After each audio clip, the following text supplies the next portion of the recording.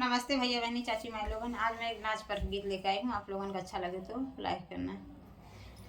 काहे कच्ची निदिया तू हम जगाय बाल माँ, दिल दुखाय बाल माँ। काहे कच्ची निदिया तू हम जगाय बाल माँ, दिल दुखाय बाल माँ, दिल दुखाय बाल माँ। एक त पापा जी के प्यारी, दूसर मम्मी के दुलारी। एक तो पापा जी के प्यारी, दूसर मम्मी के दुलारी। तीसर नैहर तू छोड़ाय, दिल दुखाय बाल माँ। तीसर नैहर तू छोड़ाय, दिल दुखाय बाल माँ। काहे कच्ची निदिया तू हम जगाय बाल माँ, काहे कच्ची निदिया तू हम जगाय बाल माँ, दिल दुखाय बाल माँ, दिल दुखाय बाल माँ। एक त चाचा के प्यारी, दूसर चाची के दुलारी। एक त चाचा के प्यारी, दूसर चाची के दुलारी। तीसर नैहर तू छोड़ाय, दिल दुखाय बाल माँ।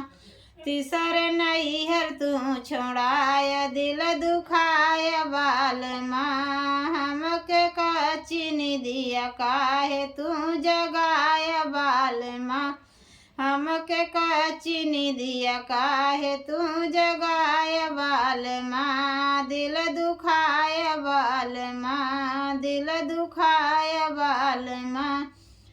एक त भैया के प्यारी, दूसर भाभी के दुलारी। एक तो भैया के प्यारी, दूसर भाभी के दुलारी। तीसर नैहर तू छोड़ाय, दिल दुखाय बाल माँ। तीसर नैहर तू छोड़ाय, दिल दुखाय बाल माँ, दिल दुखाय बाल माँ। कच्ची निदिया काहे तू हम जगाय बाल माँ, कच्ची निदिया काहे हम जगाय बाल माँ। एक त बहिन के प्यारी, दूसर जीजा के दुलारी। एक त दीदी के प्यारी, दूसर जीजा के दुलारी। तीसर नैहर तू छोड़ाय, दिल दुखाय बाल माँ।